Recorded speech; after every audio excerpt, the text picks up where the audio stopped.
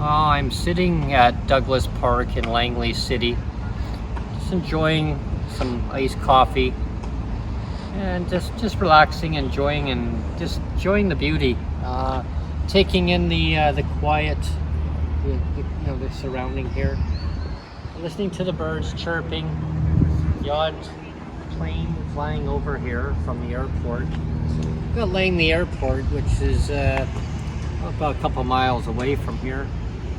It's nice, just community-oriented park.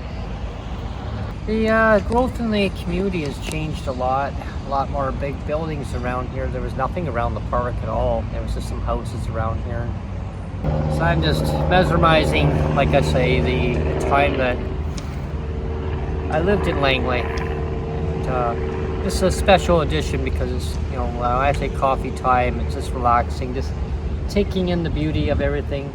But at the same time, it's like a Breaking with Brent segment, so this is a special edition. Kind of blending both in together, where I don't normally talk about political stuff and decision-making policies that affect people's lives, right? It's all about lived experience.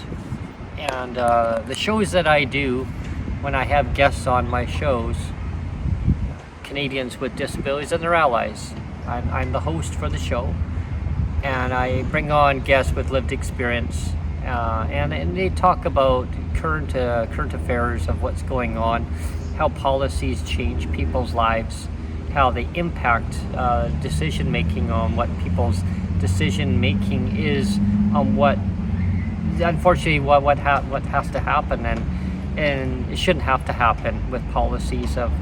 When I say decision making, of sometimes decisions are not always in the best interest of the citizens. So I'll give you an example here, right? And I'm not pointing fingers at any political party, okay? This is non-partisan. Policies, though, are a decision that doesn't matter who is in government. Policy, oh, here comes a plane again. I'm gonna get back to the word policy. Just give me one moment here. There, like I said, the airport's actually close by, so you're gonna hear some planes going over while I'm giving up just a brief little video here. So, getting back to policies now, it doesn't matter who's in government. Okay, I'm not saying he said, she said, who's right, who's wrong when it comes to policies. In regards to persons with disabilities, that's the topic that I'm on here. Okay, when I'm saying policies are very old. They need to be rewritten. They're not reflecting today's standard of housing and income security. Now, way back in the 1990s, okay, persons with disabilities had a pension. Yes, people don't know that now, do they? Right? They don't know what pension. I thought they still have a pension. No, it's called income support for persons with disabilities now. If somebody could quote me on the year on this, I'm sure somebody will probably say, no, it was such and such a year. I'm going with 1995, or is it 1994? Okay. Regardless, policies, decision making going forward when it comes to rates. Now, as you all know, I advocate a lot about rates, okay? Now, I basically made a point that shelter rate was always frozen for so long. Now, blending it into one formula, just one amount. People have their check, they pay their rent, they buy their food, they pay their bills. They're supposed to be able to pay their bills and pay their rent. Unfortunately now, people have to choose between medication or paying their rent, maybe buying food or go to a food bank. God forbid, right? Why should people have to keep going to a food bank when they should have enough money to basically buy the nutritional food that they need to survive? Or do you pay your corporate landlord, keep paying outrageous rents going up? So the point is, what I'm saying here is I'm sitting relaxing, which I am, but I also want to make a point here is that this is the community I grew up in. I can't afford to live here. I want to live here. I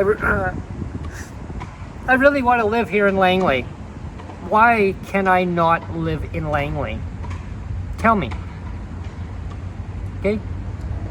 Anyone watching this, a politician, I don't care who it is, why can I not be allowed to live in Langley? I lived in Langley. I had to move out of Langley, and I had to move to Victoria. Why? Because I couldn't afford the high rent, and I had to sacrifice. I had choices, sacrifice, to move to Victoria.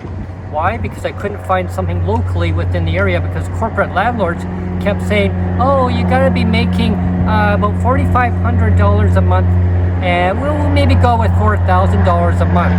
Oh, tell the government to give you a rate increase up to $2,000 each of you, and then come back and talk to me, and maybe we'll rent to you. Okay, that was on a place that was $1,500 a month, folks. $1,500 a month for the rent. Actually, I think it was $1,510. $1,510. You got me making $4,500 a month to rent a place for $1,510. So you tell me I was renting a place for $1,775. The manager had no problem renting to me. However, unfortunately, I struggled. I found a place in Victoria for $1,365. The government said, no problem, we'll move you, because the rent is substantially reduced. The key word, substantially reduced. You tell me where in the province of British Columbia you can find a place that's substantially reduced for rent. Nowhere. Okay? So this is where I'm going to go with this here, is that we need one fee, one amount for PWD in BC. Okay? We don't need shelter. We need one fee, one amount. Let's just call it BC PWD Essentials, or whatever we want to call it. We want to call it the place to be, the place to live. Okay? I'm in Langley, and it's called Langley's the place to be. I would love to live in Langley because it's the place to be. Why can I not live in Langley, the place to be? Okay? You can't find anywhere for market rent at $375. Okay? And I'm not going to go with that riddle about the $375. Let's add on $125 on July 19th. Yeah, 2 months from now, folks. So that's $500. Can I find a place to rent for $500? No. So we scrap the $375. We get rid of the shelter out of it. It's ancient. I don't know who even put that into policy way back when. Is it way back in the 1950s, 60s? I used to have this argument with my mom. Oh, Brent, you'll find a place to live. The government will take care of everything, no problem. Her and I used to argue. I said, no, they won't. She goes, yes, they will. I go, no, they will not. Okay. So the fact is, I'm not going to keep on. I'm just ticked off because I want to live here, and I can't live here. I got priced out. So can we non-price people out so they can come back to the community that they want to live in? I remember hearing so many times from so many angles from different people, oh, you should be able to live and be in the community that you want to be in. Well, I am in the community that I want to be in, but I can't live here. It's nice to come to. It's like Victoria. It's nice to come to, but I'm living there. I don't want to be there. Transit's horrible. I can't even get to the first BC ferries in the morning. I had to take a cab, a taxi, cab, whatever you want to call it, from where I live on a main bus route to downtown Victoria to catch it to the main ferry to get out in the morning. Why? Because I had to go to a medical appointment in Vancouver, which I'm sure a lot of you have seen the footage, right? And then there was a form that we had to have filled out. Unfortunately, didn't understand the terminology on having a person to go with Sonjia on the voyage, to have it marked off that you didn't have to pay as an escort to be there, right? I had to pay BC ferries. It wasn't in my budget. Anyway, we've enjoyed our stay in the Lower Mainland. Unfortunately, it's all going to come to an end tomorrow, which is Saturday. We got to go back. And my game plan is that I'm gonna keep on advocating for change. I want to see change. So when I say change in policies, decisions, I don't care who's in government. We need to make sure that shelter's out of it. We'll call it one support essentials, whatever we want to call it. You pay your rent, and you have enough to basically cover all your basic needs, your food, your support, your accommodation. I won't even call the word shelter. I don't like the word shelter, right? I don't like the word shelter. Never have, never will. So let's modernize things, folks. Let's make things better for British Columbians, persons with disabilities. I know we can do it. So get all the governments to work together nonpartisan. Let's listen to lived experience. I welcome any of you to come on my show. I have a guest coming on Monday coming up, and it's a nonpartisan. I've heard some feedback. People say, "Oh, why are you getting another a person running as a candidate for another party?" It's all because the person has a child with autism. That's right. So am I not supposed to have somebody to come out and talk about autism? It's a disability. I don't care what party it is. I could call it the purple party, the blue party, green, yellow, orange. I don't care. Anyone who wants to come on and talk about lived experience onto my show, come on. Let's get this right. Let's all get along here and come on my show. But thank you to everyone. It's been a blast. Now I'm gonna sit and relax and have my coffee.